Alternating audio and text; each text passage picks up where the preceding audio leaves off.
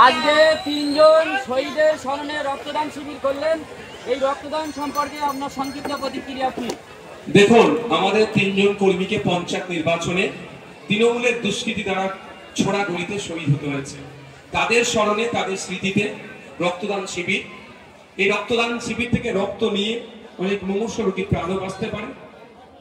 তার একদিন ব্যবস্থা সরকার যখন রক্ত যোগান দিতে ব্যর্থ, যেখানে পার ডে 1800 থেকে 2000 ইউনিট রক্তের প্রয়োজন, সরকার সম্পূর্ণরূপে ব্যর্থ।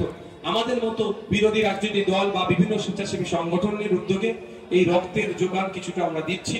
আর আজকে আমরা রক্তদান শিবির করছি আমাদের স্মরণে। আমি অনুরোধ করবো একটাই, পুরুষদের জন্য প্রতি 90 দিন, মহিলাদের জন্য 120 দিন ছাড়া ছাড়া আপনারা রক্ত দেবেন। এতে আপনার স্বাস্থ্য ভালো থাকবে এবং সমাজের সম্প্রীতির ঐক্যের বার্তা যাবে। সাম্প্রতিক প্রাক্তন তৃণমূল নেতা, বর্তমান বিজেপি নেতা, ব্যারাকপুরের প্রাক্তন সাংসদ ইসলাম এবং ধর্ষণকে গুলিয়ে ফেলে বিতর্কিত মন্তব্য করেছেন, যা মুসলিম ধর্মাবলম্বীদের ভাবাবেগে ব্যাপকভাবে আঘাত এনেছে।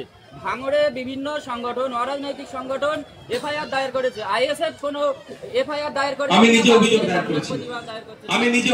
করেছি। আমি নিজে ভাঙড়ের আইএসএফ আলাদা করে করবে কিনা? না, করছে তো, পাটপাটে বিভিন্ন জায়গায় হচ্ছে। তো সমস্যা হচ্ছে, আমি আপনাদের বলি, অভিযোগ হচ্ছে এফআইআর হিসাবে ট্রিট করছে না কেন? এই প্রশ্নটা সরকারকে আপনারা করুন, যে অভিযোগ হচ্ছে আপনারা এফআইআর হিসাবে ট্রিট করছেন না কেন? এতদিন ভিডিওটা কেন চলবে ফেসবুকে?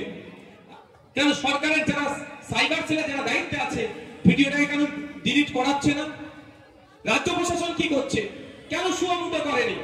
কেন প্রশাসনের পক্ষ থেকে মামলা করে অর্জুন সিং যে কথা বলেছে, শুধু মুসলিম ধর্মকে অপমান করেনি, সংবিধানের উপরে আঘাত দিয়েছে।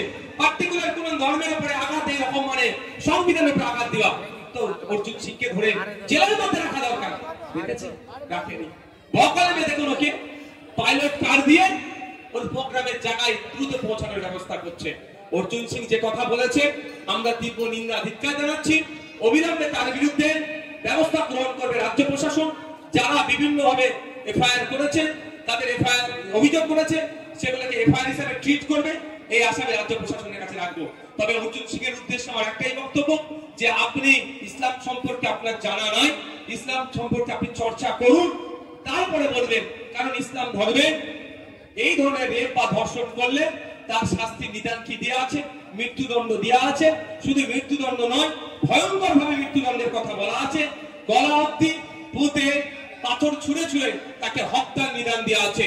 এটা ইসলামিক কান্ট্রি নয়, এটা ডেমোক্রেটিক কান্ট্রি।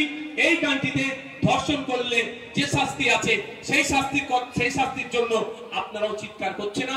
অপরন্তু আমরা কি দেখছি, আপনাদের দলের মধ্যে এই ধরনের নেতা আছে, বীরভূষণ কি নাম আছে, যারা আমাদের রেসলারদের মানে সাথে নোংরামি করেছে, এর অভিযোগ আছে। তাদের বিরুদ্ধে আপনারা কথা বলেন না। ইসলামকে কালিমালিপ্ত করার চেষ্টা হচ্ছে, আর রাজ্য প্রশাসন, রাজ্য সরকার, মমতা ব্যানার্জি চুপচাপ এগুলো দেখছে। আমরাও জবাব চাই, মমতা ব্যানার্জি সরকার এর বিরুদ্ধে কি ব্যবস্থা গ্রহণ করছে? আপনাদের নেতা ওহিদুল ইসলাম কিছুদিন আগে মার খেয়েছিল। আপনাদের অভিযোগের তীর ছিল শাসক দল তৃণমূলের দিকে, সেখানে আপনারা এফআইআর দায়ের করেছিলেন। কোনো গ্রেফতারি হয়েছে কিনা, বা না হলে আপনারা সাংগঠনিকভাবে কি পদক্ষেপ নেবেন? অভিযোগ হয়েছেন, তার প্রোগ্রেসটি আমাদেরকে পেপারও দিয়েছে। আমরা আমাদের রিসেন্ট যে কটা ঘটনা ঘটেছে ওগুলো মার্চ করছি, আমরা আইনের দিকে বলছি।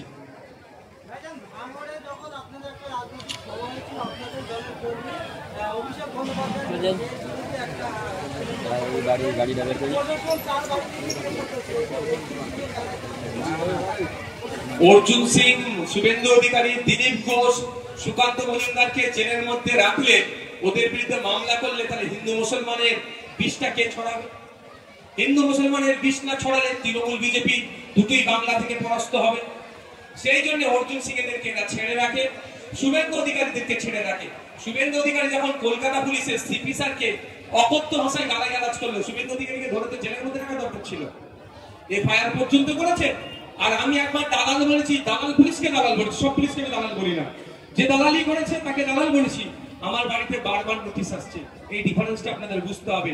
মমতা ব্যানার্জি সরকার, তৃণমূল কংগ্রেস পরিচালিত সরকার সবসময় বিজেপির এই নেতাগুলোকে ছেড়ে রাখছে। এরা বিষ ছড়াচ্ছে, সমাজকে বিশৃঙ্খলিত করছে। তাই তো।